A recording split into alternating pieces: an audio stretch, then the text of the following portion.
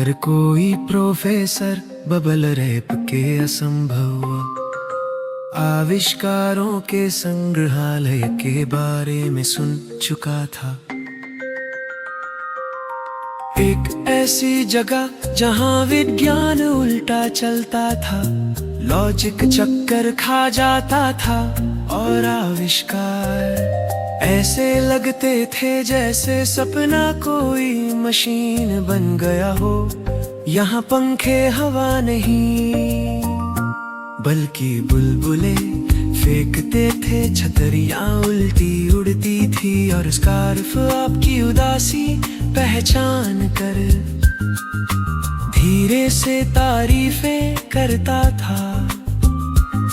लेकिन बहुत कम लोग अंदर गए थे, क्योंकि संग्रहालय केवल तब खुलता था जब चांद दो बार पलक झपकाता था। और ऐसा जाहिर है बहुत ही कम होता था। एक रात जब सच में चांद ने पलक झपकाई, नोरा नाम की एक जिज्ञासु बच्ची वहां पहुंच गई।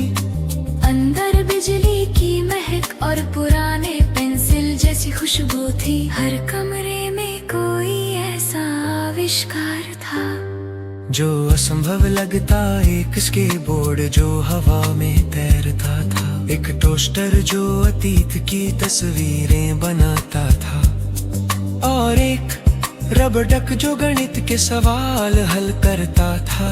हर चीज के साथ एक कहानी थी, सुंदर पट्टियों पर लिखी हुई। लेकिन एक चीज ऐसी थी जिसके पास कोई नाम नहीं था। एक चमकता हुआ घूमता हुआ नीला क्यूब जो हवा में लटका था, इंद्रधनुषी स्पेगे की रस्सियों के पीछे। जब नोरा ने एक रोबोट गाइड से इसके बारे में पूछा, तो वो बुदबुदाया इस आइटम को नजरअंदाज करे।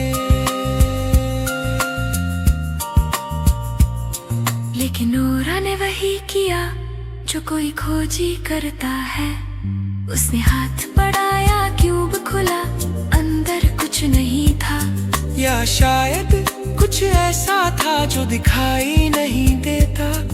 और तभी समय रुक गया, हर मशीन जम गई।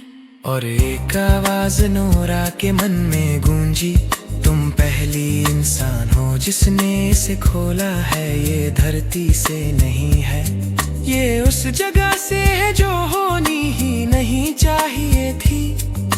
नोरा डरी नहीं बल्कि और जिज्ञासु हो गई। उसने पूछा, तुम करते क्या हो? क्यों ने जवाब दिया, मैं नियमों को मोड़ता हूँ, मैं असंभव को संभव बनाता हूँ। मैं इसीलिए हूँ ताकि लोग याद रखें, नियम भी बदले जा सकते हैं।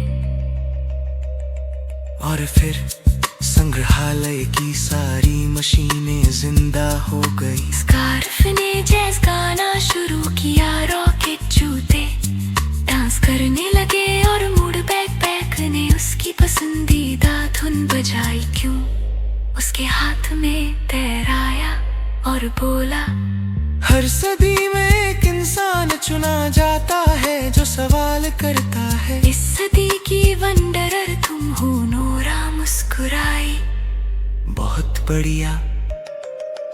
अगली सुबह वहाँ कुछ नहीं था, न दीवारें ना दरवाजा, बस एक खाली मैदान। लेकिन उसके बैग में एक चमकता पट्टा था, सितारों से बना हुआ, जिस पर लिखा था, नोरा को जिसने नजरअंदाज नहीं किया। उस दिन के बाद जब भी नोरा किसी मशीन, बादल या चम्मच को देखती तो पूछती, तुम और क्या हो सकते हो? और कभी कभी उसे जवाब मिलता।